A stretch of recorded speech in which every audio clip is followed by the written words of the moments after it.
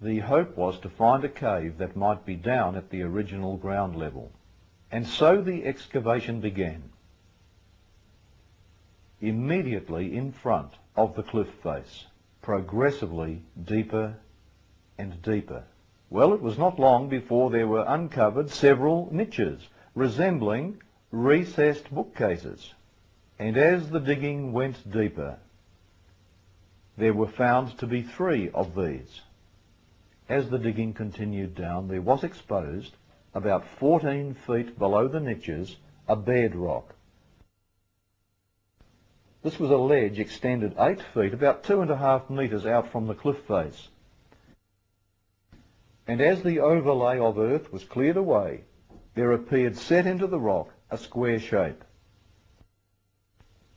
It appeared to be a plug, a stone plug. On close examination, there were found to be 2 finger niches with which to pull it up. And under that plug was found to be a post hole going down over 1/2 metre, actually 23.5 inches deep into the rock. A square hole with a plug sealing it over. We have this plug in our possession. There were several objects in the chamber. These were covered over with black, dry rotted animal skins. Over these were dry rotted wooden timbers, and on top of the timbers were stones. And Ron came along over the stones between them and the ceiling. He glimpsed a black stone case. It had a flat stone top, which was cracked completely in 2. And there was found to be a crack in the ceiling. The crack was immediately above the crack in the lid of the stone case. The crack came down through the rock, leapt as it were through the air, then started again. Very, very odd.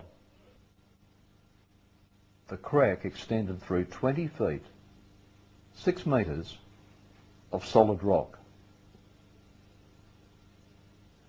The earth shook violently. At the moment of Jesus' death, the rock was torn open, and the blood came down out of his side, down past his legs, down over his feet. It poured into the crosshole and down through the crack in the rock that had been opened to receive it, then straight onto the lid of the stone case, and it sprinkled onto the mercy seat inside that stone case, the mercy seat of the actual Ark of the Covenant. And how do we know that? Because the crack has been closely examined, and it shows copious amounts of blood having flowed down into it. It's still there, and it's human blood. Picking up passengers from coast to coast. Faith is the key. Open the doors and board them. Don't need no ticket. You just thank the Lord. Yeah. One love, one heart. Let's get together and feel alright. Everybody sing it. One love, one heart. Let's get together and feel alright. Let's get together and feel alright. Let's get together and feel alright.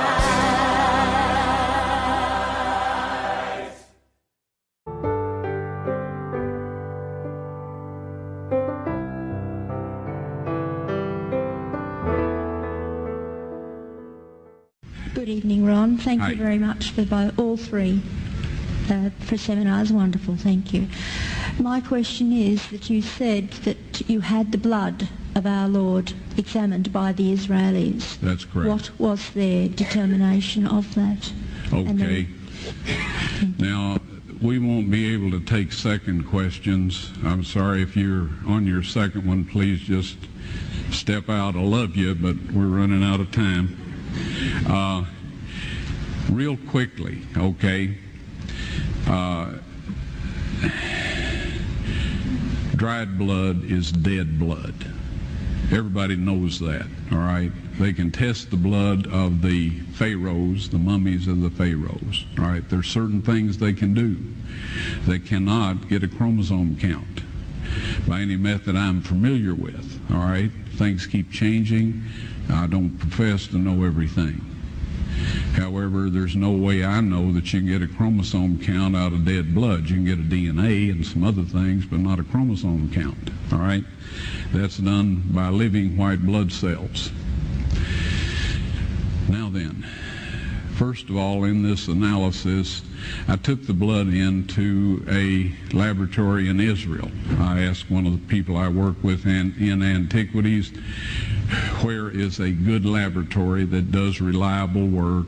And they said, such and such, such and such. I took it. I just said, please examine this blood and tell me what you can tell me about it. All right? They said, well, look, we're going to reconstitute it. We're going to put it in normal saline and keep it at body temperature for 72 hours with gentle swirling. All right?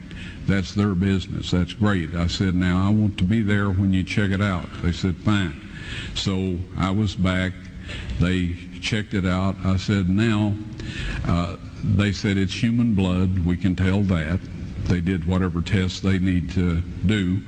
And then I said, take some of the white blood cells and put them in a growth medium and keep them at body temperature for 48 hours. And they said, well, that'll do no good because it's dead blood. I said, would you please do that for me? And they said, okay, we'll do it. So anyway, I said, I want to be there when you take it out and examine it. So I was back there. They took it out, examined it under a microscope, and the one technician called the other one over there, and then they called the boss over there, and they were talking Hebrew a mile a minute there for a little bit, and they looked at me and they said, Mr. Wyatt, this human blood only has 24 chromosomes in it. Everybody else has 46. You see, 23 from your mother, 23 from your father, 22 autosomes from your mother, 22 autosomes from your father. You get an X from your mother, you may get an X or a Y from your father, all right?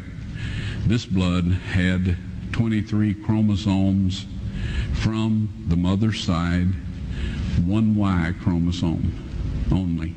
You see, the child could not have developed if they hadn't had the autosomes from the mother. So all of his physical characteristics were determined by his mother's side of the family, her autosomes. His maleness was determined by this one Y that came from a source, not a human male. Then they said, this blood is alive. And then they said, whose blood is this?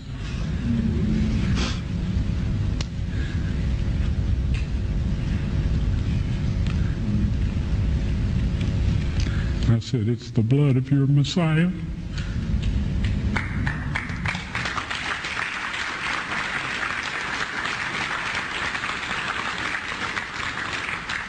And I assure you, those men's lives have changed.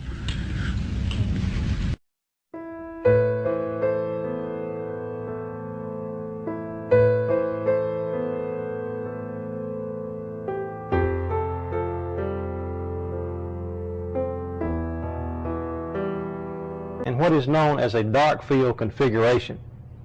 The light reflecting off the object is transmitted through the microscope and is magnified over 1,000 times. The image is then captured by a sensitive CCD camera and transmitted to a monitor for viewing at screen magnifications of up to 30,000x. Under these conditions, the tiny living particles can plainly be seen against a dark background. In 1996, my family and I made a trip to Nashville to visit the Wyatts. I brought along the microscope, which at that time was somewhat portable in its early stage of development, and set it up in the basement of the Wyatt's house. One evening, Mary Nell Wyatt asked me to take a look at some material from a burial cave to see if these tiny particles were present. Without my knowledge, one of the samples was actually the blood sample that Ron had taken from the Ark of the Covenant dig. The sample was placed under the microscope, and as the specimen began to come into focus, thousands of tiny particles, somatids if you will, became plainly visible. At that time, Mary Nell, who was standing behind me, began to weep. As I turned around and saw the expression on her face, I realized immediately that the sample we were looking at was actually the sample that Ron had found to be the blood of Christ. Okay, Mary Nell's going to take the sample and mix it with sterile water.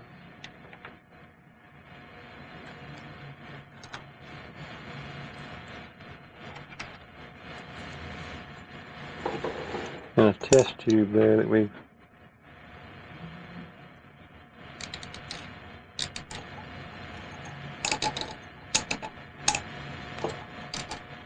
that'll be enough. Okay.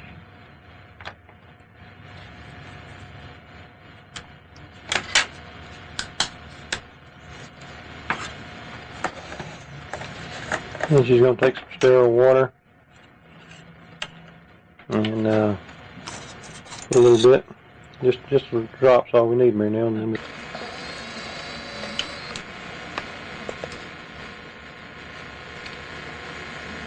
okay, so now that we've got the sample on the slide, we'll go ahead and focus into the sample and see what comes up on the screen here.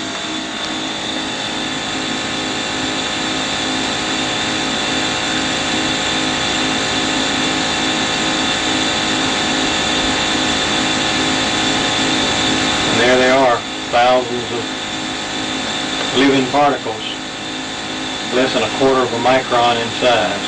The spores are maybe a half micron, and but most of those little particles that you're looking at is 17,000 X, magnified on the screen 17,000 times. You know, in the Bible it tells us that the life is in the blood, and there's little living particles that most people are unaware that are there.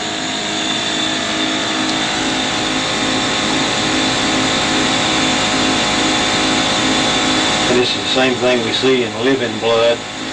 The scientist in Canada says that these things never die. The blood may dry up, but these things, he says, they're indestructible, and he says they are the basis of life.